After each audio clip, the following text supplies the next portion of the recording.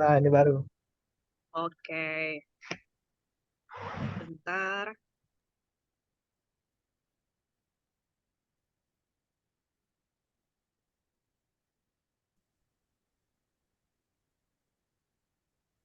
Oke, teman-teman sudah jelas ya? Ya, udah Ya. kelihatan. Selamat malam semuanya. Kali ini kami dari kelompok 12 ingin mempresentasikan terkait dengan implementasi data science. Dalam hal ini, perusahaan yang kami pilih adalah pertambangan, dan nama dari perusahaannya adalah PT Putra Perkasa Abadi. Nah, kelompok kami terdiri dari yang pertama Mas Rizky Ramadan, Ya. dan yang kedua adalah Mas Dani Susilo, yang ketiga saya sendiri, Irma Yanti, yang keempat ada Mas Heri Dartus, dan yang kelima adalah Mas Maulana Firdaus. Nah, oke. Untuk ragam agenda kita, yang pertama kita akan bercerita bagaimana wilayah persebaran distribusi kerja dari perusahaan ini, lalu kemudian overview, bidang usaha, dan masuk kepada tools data management, lalu yang terakhir adalah analytical dashboard report, dan lain-lain. Oke. Diawali dengan data science. Nah, seperti yang telah kita pelajari sebelumnya, bahwa data science itu intinya apa sih? Bahwa data science itu adalah suatu proses identifikasi pengumpulan data untuk kebutuhan bisnis. Jadi dari mulai processing, cleansing, membersihkan, dan juga mengintegrasikan data. Nah, jadi pengumpulan data otomatisasi ini adalah suatu proses manajemen. Nah, di mana nanti akan dilakukan analisis dalam jumlah skala yang besar untuk memprediktif tren dan memberikan laporan dengan rekomendasi. Jadi outputnya adalah rekomendasi. Oke. Nah, jadi tujuan kita itu apa sih? Kenapa kita harus mempelajari data science gitu ya? Jadi seperti yang kita tahu nih, bahwa industri atau bisnis, baik bisnis besar maupun bisnis kecil itu pasti membutuhkan data gitu. Karena sekarang ini diperlukan bahwa adanya ekstraksi sebuah pengetahuan atau informasi dari data. Nah, jadi biasanya orang-orang yang mahir dalam bidang data science atau dalam hal ini bisa aja disebut data analis atau bisa disebut dengan apa namanya predikat-predikat di perusahaan yang lain berbeda-beda ya. Nah, itu biasanya mereka menggunakan algoritma machine learning sebagai pembelajaran mesin. Nah, jadi ini bentuknya apa? Jadi bisa pengelolaan teks, gambar, video, audio, dan lain-lain yang dimana itu menghasilkan sistem AI ya, kecerdasan buatan. Nah, jadi jika perusahaan itu tidak mampu mengelola data, jadi bisnis tidak akan memiliki pedoman untuk strategi operasi yang efektif dan efisien untuk mendapatkan margin atau keuntungan. Jadi saat ini perusahaan-perusahaan di seluruh dunia itu semakin menyadari bahwa begitu pentingnya data science ini sendiri gitu. Oke, nah jadi untuk data science ini kan dia adalah suatu model prediktif ya atau forecasting. Jadi biasanya itu digunakan untuk ada data penjualan, terus kita melakukan prediksi keuntungan, untung laba dan rugi juga dari data science, juga prediksi kepuasan pelanggan juga data science, dan juga untuk memperoleh segmentasi sektor industri, customer juga dari data science gitu ya. Nah, jadi ini outputnya apa sih data science ini setelah udah kita lakukan pengumpulan data, itu ujungnya apa gitu. Bahwa ujungnya adalah harus bisa menghasilkan yang namanya grand strategi. Jadi grand strategi ini adalah strategi yang dibutuhkan oleh sebuah perusahaan gitu ya. Jadi untuk menghasilkan analisis yang prediktif dan juga bisa membangun metodologi yang efektif untuk produksi yang efektif. Oke, nah untuk lebih jauh membahas tentang perusahaan ini kita hadirkan Mas Rizky, boleh? Time is Baik, yours, siap. Mas. Ya. Oke, baik. Untuk slide ini sudah ada table of contentnya, jadi berikut beberapa materi yang terdapat pada slide. Dilanjut slide berikutnya. Oke. Nah, ini adalah wilayah kerja dari PT Putra Perkasa Abadi. Jadi PT Putra Perkasa Abadi ini merupakan salah satu kontraktor pertambangan. Kontraktor pertambangan yang bidang usahanya lebih concern ke pemindahan overburden ataupun tanah tanah seperti itu ya. Jadi selanjutnya setelah kegiatan pemindahan tanah tersebut baru akan dilakukan kegiatan coal getting atau penambangan batu bara. Jadi PT Putra Perkasa Abadi ini sudah tersebar di beberapa site di perusahaan-perusahaan yang tersebar di seluruh Indonesia. Salah satunya adalah Bukit Asam. Bukit Asam itu ada di Sumatera Selatan. Jadi PT Putra Perkasa Abadi juga sudah bekerja sama dengan Bukit Asam untuk melakukan kegiatan overburden removal atau pembuangan tanah seperti itu. Adapun di wilayah yang lain seperti di Kalimantan ada beberapa seperti KPC, ada Romining, ABP, dan tidak terdapat dan di pulau yang lain juga ada di Sulawesi itu ada namanya MLP, kemudian di HSM kita juga ada. Bisa lanjut berikutnya, Mbak.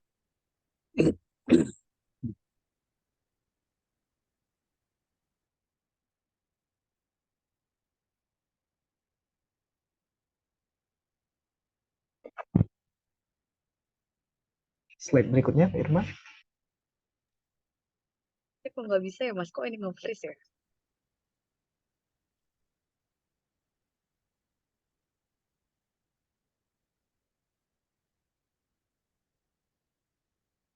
Saya stop share ya. Ini kayaknya saya nge-freeze deh. Coba ke Mas Dani, boleh Mas share? Iya, Mas Dani bisa share? Ini saya nge-freeze. Halo? Halo, Mas Dan? Halo? Halo? Halo? Mas Dani. Mas Dani bisa ini, biar saya stop share. Ini kok saya nge-freeze ya? Saya udah back juga. Oh, nih, bentar-bentar. Bisa. Oke, maaf ya. Oke, lanjut, Mas. Oke, tinggal lanjut ya. Ini, Nah, jadi ini adalah bidang usaha dari PT Putra Perkasa Abadi. Yang pertama adalah overburden removal ataupun pengupasan lapisan tanah. Nah, pengupasan lapisan tanah ini merupakan salah satu kegiatan yang wajib dilakukan dalam sistem penambangan terbuka, yang biasanya ditentukan oleh target produksi batu bara sesuai dengan rencana dari user. Jadi kita menyebut perusahaan yang bekerja sama ataupun perusahaan pemilik lahan tambang seperti Bukit Asam tadi adalah sebagai user. Jadi kita bekerja sesuai dengan permintaan user ataupun target yang diberikan oleh user. Biasanya setelah kegiatan overburden removal ini baru akan dilakukan kegiatan operasional coal getting. Tidak hanya overburden removal, PT Putra Perkasa Abadi juga bergerak pada bidang usaha port management atau manajemen pelabuhan.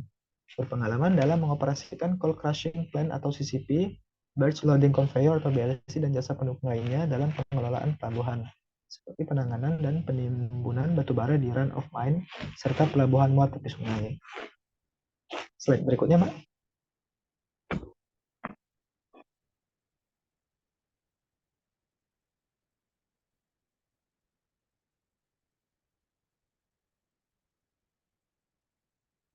Nah, baik.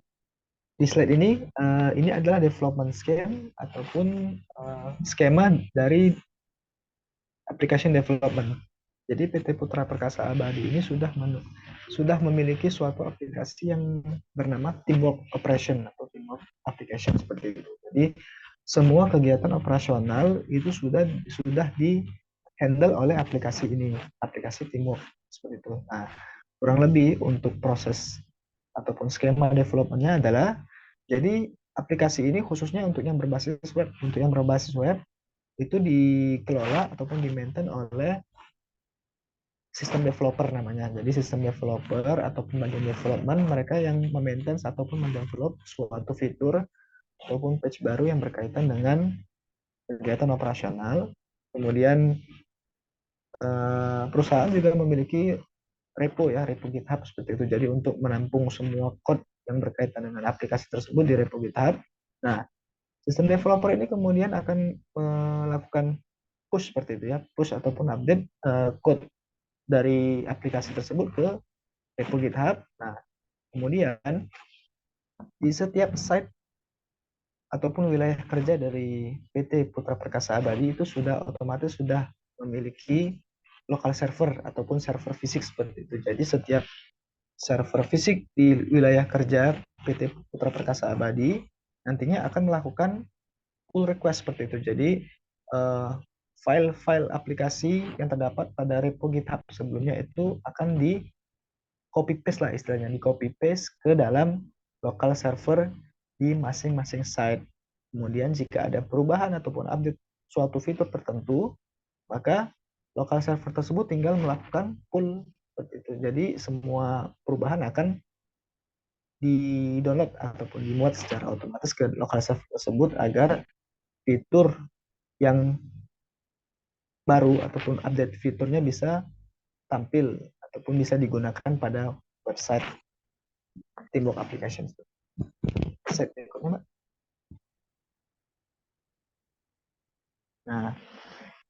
Nah, ini adalah beberapa library ataupun framework yang digunakan pada kegiatan app development-nya seperti tadi. Ya, kegiatan aplikasi development-nya menggunakan beberapa tools ataupun library ini. Yang pertama diantaranya adalah dalam tujuan ataupun dalam kegiatan manajemen data, kita menggunakan database SQL, kemudian SQLize untuk ORM-nya, dan MySQL juga, kemudian JavaScript.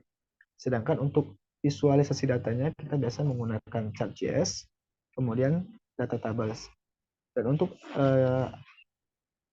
developmentnya kita menggunakan beberapa framework seperti Node.js, bahasa pemrograman PHP, library React.js, dan framework code editor yang khusus berbasis PHP ya. Slide berikutnya, Mbak. Nah, jadi di sini kami akan coba untuk mereview beberapa sample report seperti itu. Nah, yang pertama ini adalah summary working hour.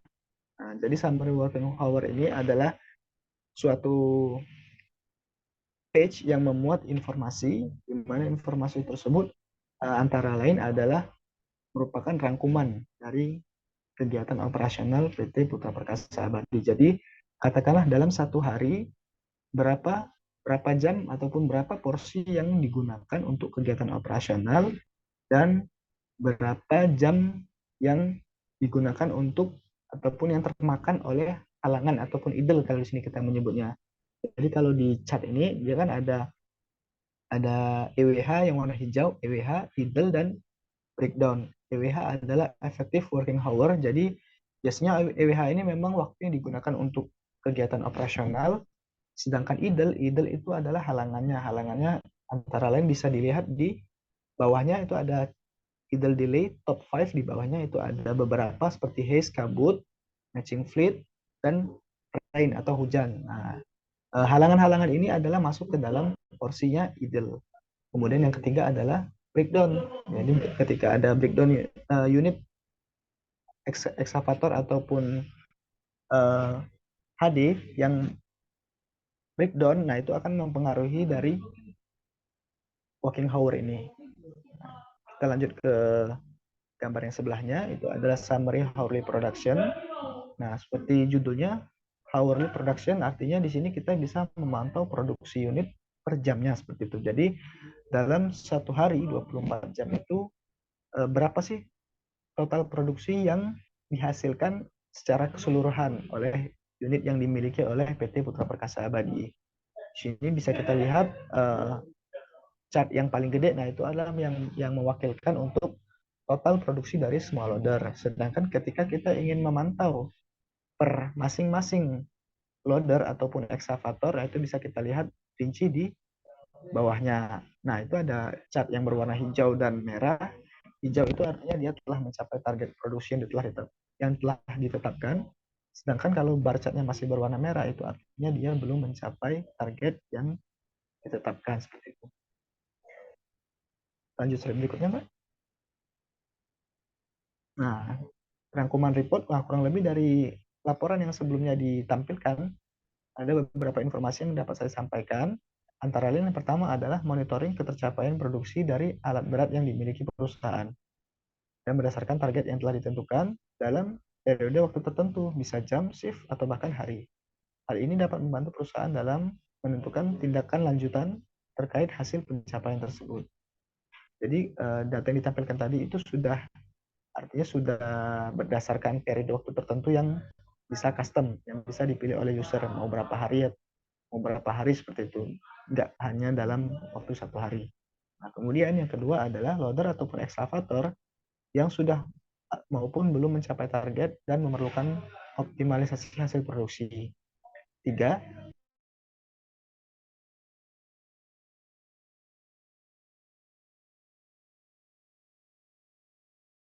Dari total keseluruhan jam operasional unit, berapa porsi digunakan oleh unit tersebut. Kemudian yang keempat, dari berbagai ide hambatan yang mengurangi efektivitas produksi, mana sih hambatan yang memiliki durasi yang paling lama? Jadi dari gambar sebelumnya itu kan ada top 5-nya. Jadi kita tahu yang paling tinggi yang menjadi idle ataupun hambatan itu kira-kira apa aja. Bisa lanjut, Mbak Irma? Nah, ini adalah kita lanjut yang kedua. Sampel laporan yang kedua adalah sampel report machine condition. Nah, seperti judulnya machine condition, jadi report ini lebih spesifik untuk mengetahui kondisi dari unit, biasanya unit loader ataupun unit HD atau heavy duty seperti itu. Nah, ini ada parameter conditionnya. Beberapa parameter kondisinya terdapat pada unit, antara lain engine speed, blow pressure, dan lain sebagainya. Nah, di sini bisa kita lihat kondisinya seperti itu. Apakah dia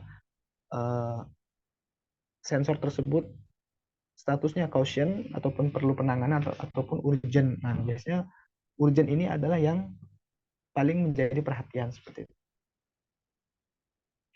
Lanjut slide berikutnya, Mbak.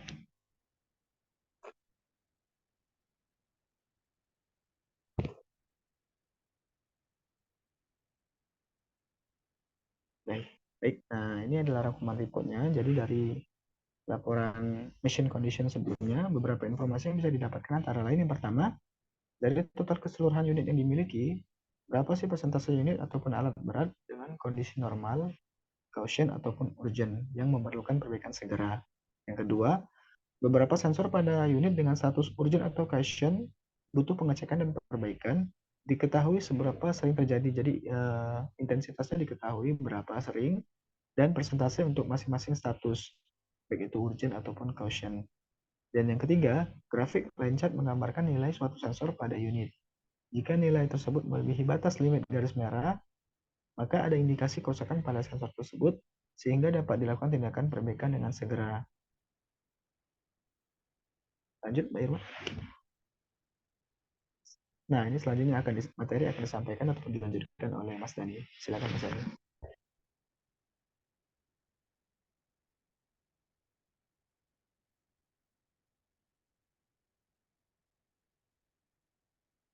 Mas Dani. Terima kasih Mas Rizky dan Mbak Irma. Ya.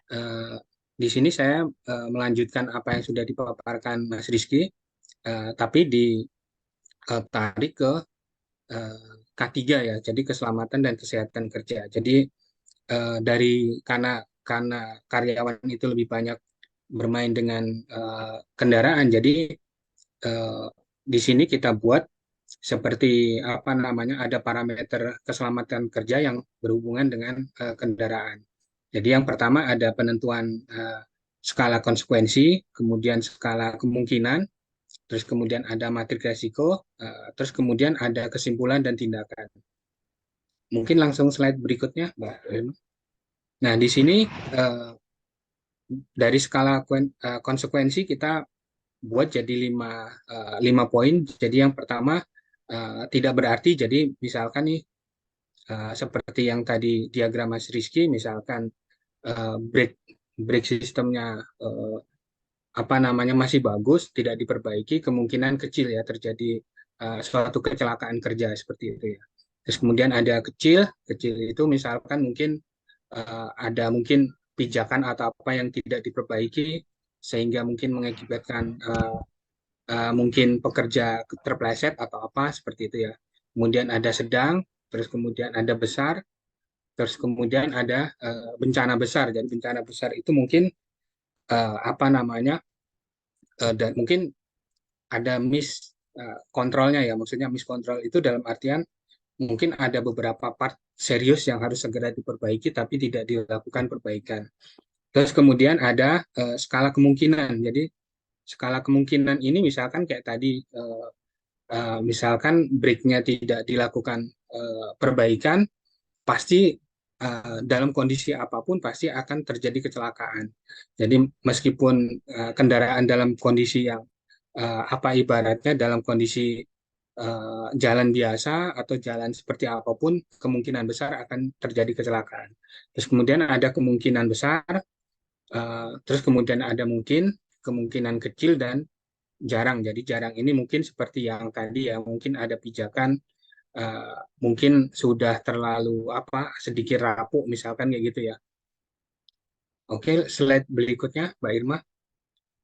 Nah, di sini kita buatkan matriks resikonya. Jadi misalkan kayak tadi eh, apa namanya eh, dari konsekuensi, kemudian ada kemungkinan, terus kemudian di sini misalkan nih kayak tadi yang breaknya tidak dilakukan perbaikan, apa yang akan terjadi. Jadi A itu tadi kan kemungkinan ya, pasti terjadi ya.